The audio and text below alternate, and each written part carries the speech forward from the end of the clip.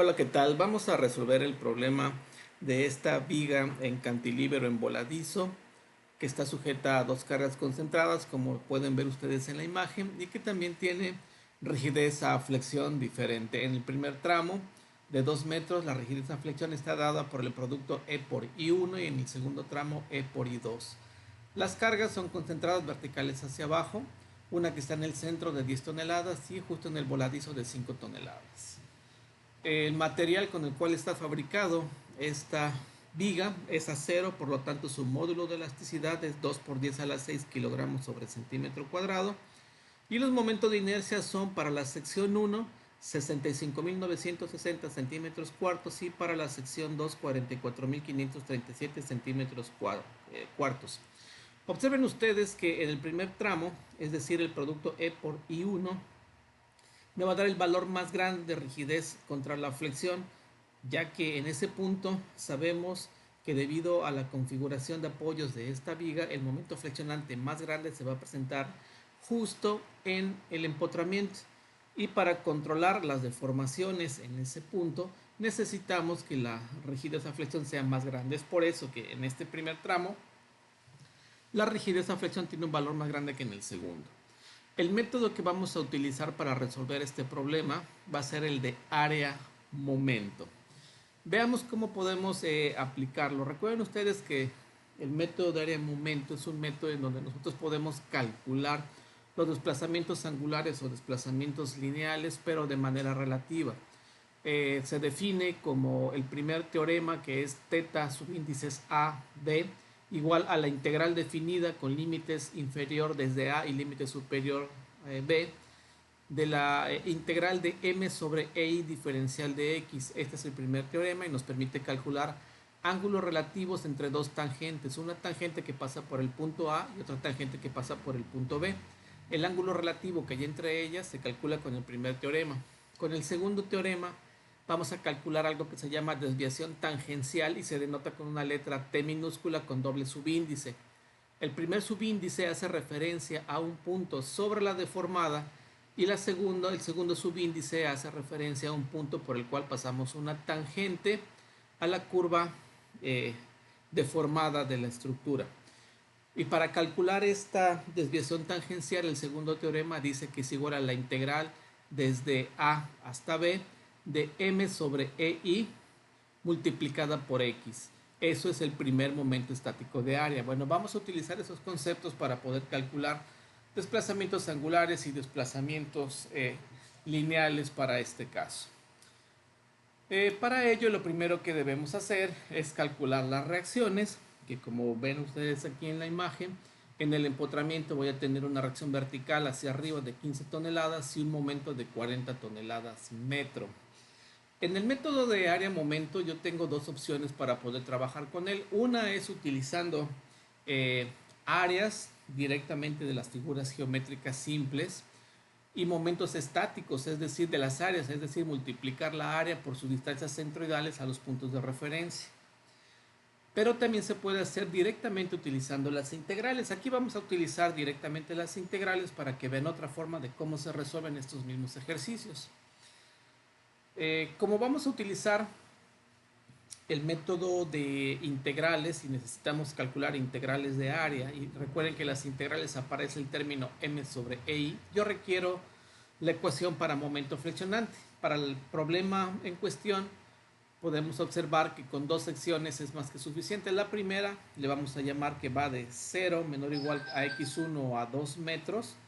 Dibujamos su diagrama de cuerpo libre, que lo pueden ver aquí en la imagen, y va a tener la carga concentrada de 5 toneladas verticales hacia abajo. Esto quiere decir, y vean la figura, que yo estoy poniendo mi origen de coordenada a la derecha y estoy avanzando a la izquierda. Más adelante les voy a decir por qué se tomó esta decisión. Para el cálculo de las áreas no hay ningún problema. Yo puedo calcular las ecuaciones de momento desplazándome de derecha a izquierda o de izquierda a derecha y no tengo ningún problema. Pero para el cálculo de la desviación tangencial sí es muy importante tomar en cuenta cómo vamos a tomar el punto de referencia. Bueno, la segunda sección, perdón, aquí en esta primera sección, la ecuación de momento es simplemente menos 5 por x1. Para el segundo tramo, yo muevo mi origen de coordenadas ahora al punto donde está aplicada la carga vertical de 10 toneladas. Ahí pongo el 0 y aplico una nueva coordenada que se llama x2, que va desde 0 hasta 2 metros. Aquí hay un error en la figura. Este sería de 0 hasta 2 metros. Muy bien, tengo aquí mi diagrama de cuerpo libre. Vean en dónde se coloca el origen de coordenadas. El origen de coordenadas lo estoy poniendo ahora justo en este punto, donde está la carga de 10 hacia la izquierda. Tengo aquí dibujado la flechita del momento en la dirección positiva. La distancia que hay entre las dos cargas es de 2 metros. Eso me dice que si yo tomo los momentos justo en el corte, voy a obtener la ecuación que van a ver a continuación, que va a ser igual a momento va a ser igual a menos 5 por su brazo de palanca. Recuerden que estoy tomando momentos con respecto al corte y la distancia es 2 más x2. Y finalmente la otra fuerza que me provoca momentos es la de 10 por su brazo de palanca, que es x2. Si simplificamos esa ecuación, me da que la ecuación de momento vale menos 15x2 menos 10. Recuerden que cuando calculamos ecuaciones de momento siempre debemos de verificar que se cumplan las condiciones de apoyo, condiciones de frontera y las condiciones de continuidad. En este caso, nosotros sabemos por las reacciones que calculamos que justo en el empotramiento, es decir, cuando x1 vale 0, el momento me debe de dar de menos 40. Eso lo podemos comprobar con la segunda ecuación. Vean que esta es válida desde 0 hasta 2. Recuerden que aquí está, no son 5 metros, son 2 metros. Si yo sustituyo aquí el valor para x2 de 2, me va a dar menos 30 menos 10, me da menos 40, que es precisamente lo que quería encontrar, el valor de la reacción. La continuidad se presenta cuando x2 vale 0 y cuando x1 vale 2 metros. Cuando x2 vale 0, el momento vale de menos 10. Eso quiere decir que el momento flexionante justo debajo de la carga vale menos 10. Eso es lo que me da esta segunda ecuación, o para el dominio de x2, y para el dominio de x1 lo comprobamos. Si sustituimos aquí el valor de x1 con un 2, me va a dar que también el momento vale menos 10. Hay continuidad en el diagrama de momentos. Finalmente, justo en el voladizo, en el extremo, donde está la carga de 5 toneladas, como no hay un momento concentrado, sabemos que el momento ahí debe de valer 0. Y eso se cumple cuando x1 vale 0. Si sustituimos eso en la ecuación que calculamos, precisamente encontramos que el momento flexionante vale 0. Muy bien. Ahora, si nosotros quisiéramos medir la rotación máxima, que para este caso se va a presentar en el extremo del voladizo, voy a utilizar el primer teorema de área-momento, es decir, voy a calcular la rotación relativa entre dos tangentes. En este método es muy importante saber que cuando yo conozco un punto por el cual una de las tangentes es horizontal, ese punto me va a servir como referencia para medir tanto desplazamientos lineales como desplazamientos angulares. Es por esto que en este ejercicio la rotación θc, es decir, la rotación en el desplazamiento, la rotación angular o desplazamiento angular en el voladizo, aquí está dibujada cómo se calcula. Necesito una línea horizontal y la tangente que pasa por C, y el ángulo entre ellas es θc. Pero vean ustedes que si nosotros utilizamos el primer teorema de área de momento y consideramos al punto A como el punto por donde su tangente es igual con 0, nosotros lo sabemos por el hecho de que hay un empotramiento ahí, entonces la rotación vale 0 y la tangente a la curva deformada, que es la línea roja, es horizontal en ese punto y es paralela al eje de la viga. Entonces, ese ángulo que hace entre la tangente A y la tangente C, que aquí está marcado como θAC, dense cuenta que es el mismo de θC. ¿Eso qué quiere decir? Que si yo utilizo el primer teorema de área de momento, lo que debo de hacer es calcular el área del diagrama de M sobre EI entre el punto A y el punto C. Nosotros lo vamos a hacer con integración. Entonces ponemos θAC, es decir, el área bajo la curva M sobre EI entre la tangente A y la tangente en C va a ser igual a la integral desde 0 hasta 2, que es el primer dominio, por la ecuación de momento dividido entre EI, en este caso sería EI2, más la otra integral también de 0 hasta 2, por la ecuación de momento dividido entre E y 1. Vean que para este método es conveniente, cuando se puede, buscar que alguno de los orígenes de coordenadas sea la coordenada 0 para facilitar la evaluación de estas integrales, que son integrales definidas. Cuando nosotros sustituimos y evaluamos esta integral, es decir, la integramos, ponemos sus límites de integración, vamos a encontrar el resultado que ven ustedes aquí, ¿sí? Que me dice que la rotación θ AC va a ser igual a menos 10 sobre EI1 menos 50 sobre EI2. Noten que la rigidez a flexión EI son diferentes, por eso aquí tengo las cantidades expresadas de manera separada. Ahora bien, EI1, de acuerdo a los datos que se me dan en este problema, si nosotros hacemos el producto de E por I1, me va a dar que esto vale 1.3192 por 10 a la 11 con unidades kilogramos por centímetro cuadrado. Pero recuerden que la rigidez, que este término de aquí de rotación angular tiene unidades de radianes, y el valor de 10 y el de 50 lo sacamos utilizando toneladas y metros. Hay que convertir todo a las mismas unidades, es decir, este valor de EI lo vamos a convertir en toneladas por metro cuadrado. Para ello, una vez que vemos que debemos de hacer ese cambio, también podemos calcular la rigidez a flexión para el término en donde está aplicada la inercia 2. Este es el valor que me da. Y noten que para hacer la conversión, ya sea de toneladas a metro cuadrado o manejar todo en kilogramos sobre centímetro cuadrado, hacemos lo siguiente. Repito, la deformación angular está dado en radianes. Eso quiere decir que las unidades de lo que tengo en el numerador deben de ser igual a las unidades del denominador para que se cancelen. Si yo utilizo las unidades que están aquí, kilogramos sobre centímetros cuadrados, el 10 que aparece arriba lo debo de convertir a las mismas unidades. Observen que el producto E por I tiene unidades kilogramos centímetro cuadrado.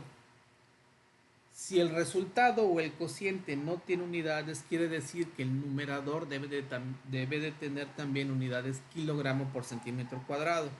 ¿Eso qué quiere decir? Que el 10, que está dado en toneladas, lo voy a convertir a kilogramos, por eso lo multiplico por 1000. Y el de arriba está dado en metros cuadrados, es decir, lo voy a multiplicar por 100 en cuadrado para tener las mismas unidades. Aquí están las conversiones. Y también está dividido entre el producto EI para cada uno que le corresponde.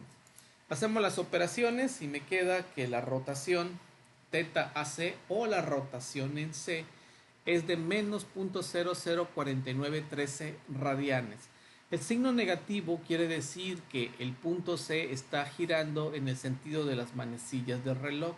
Si yo veo la figura que está aquí e imagino que la tangente que pasa por A, que es horizontal, gira hasta alcanzar la posición de la tangente que pasa por C, notarán que para pasar de esa tangente en A a la tangente en C, debo de girar en el sentido de las manecillas del reloj, que por convención de signos sabemos que es una rotación negativo. Por eso aquí me queda negativo. Si lo convertimos a grados, lo que tenemos que hacer es los radianes los voy a multiplicar por 180 y lo divido entre pi, y me dice que la rotación es de 0.2814 grados, que es el mismo resultado que ahí habíamos encontrado en el libro de González Cuevas relacionado con este tema. Obtenemos exactamente el mismo resultado, ya sea utilizando las áreas directamente como figuras geométricas o utilizando el método de integración. Ahora ven, si queremos calcular la deflexión en C, lo que necesitamos son también dos puntos de referencia. Uno que me va a servir para definir un punto sobre la deformada, que es el primer subíndice de la desviación tangencial, en este caso C, y el segundo es el punto por el cual yo voy a pasar una recta tangente. Les había comentado en líneas anteriores que es conveniente en este método, cuando se puede, ubicar los puntos en donde la tangente es horizontal. Sabemos nosotros que por A la tangente es horizontal por el tipo de empotramiento. Entonces, la distancia vertical o desviación tangencial que hay en el voladizo entre esta posición y esta, le vamos a llamar desviación tangencial CA. Es decir, voy a tomar el primer momento estático del área del diagrama M sobre EI entre el punto A y el punto C, pero con respecto a C.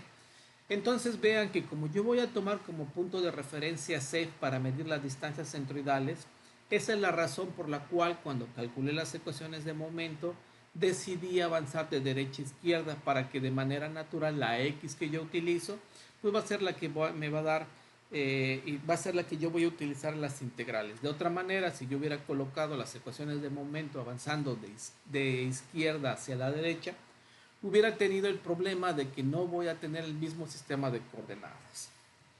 Bueno, aplicamos el segundo teorema de área momento, que va a ser igual el producto de M sobre EI para el tramo, para el primer tramo desde C, desde la carga de 5 hasta la carga de 10 hasta la mitad, es E por I2, es constante, sale de la integral, y vean que el momento lo multiplico por su brazo de palanca, que en este caso, como estoy tomando el momento estático con respecto a C, de manera natural es X1, y después le voy a sumar el momento estático de la otra área, es decir, del área del diagrama de momento que está comprendido entre el centro del claro y el apoyo en A.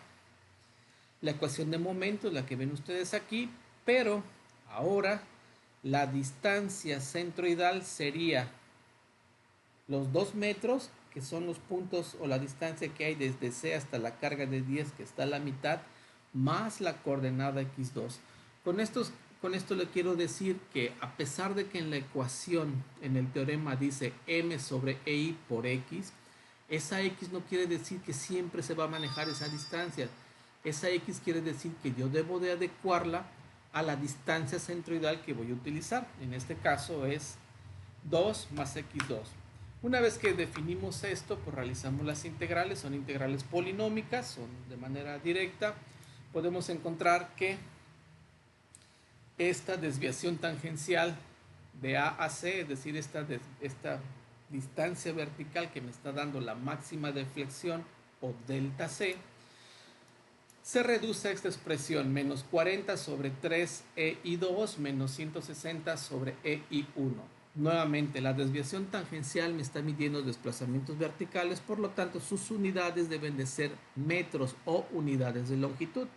Si yo voy a utilizar el sistema, si yo voy a utilizar kilogramos y centímetros, la parte de arriba la debo de multiplicar de tal manera que me quede en metros, es decir, arriba el producto debe de quedarme kilogramo centímetro cúbico, y abajo recuerden que quedaba kilogramo centímetro cuadrado. Cuando yo hago el cociente me quedan centímetros o metros dependiendo de lo que yo elija. Si es así, entonces para hacer la conversión de unidades, el menos 40 lo multiplico por 1000 para cambiarlo de toneladas a kilogramos, y los centímetros van a estar elevados al cubo. Por eso que lo multiplico por 100 al cubo y hago el cociente. Lo mismo para la otra cantidad.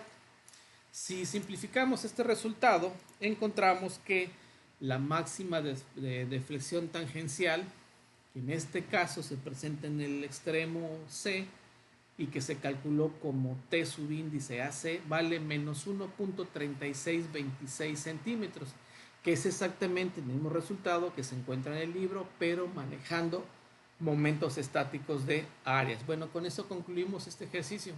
Gracias por su atención.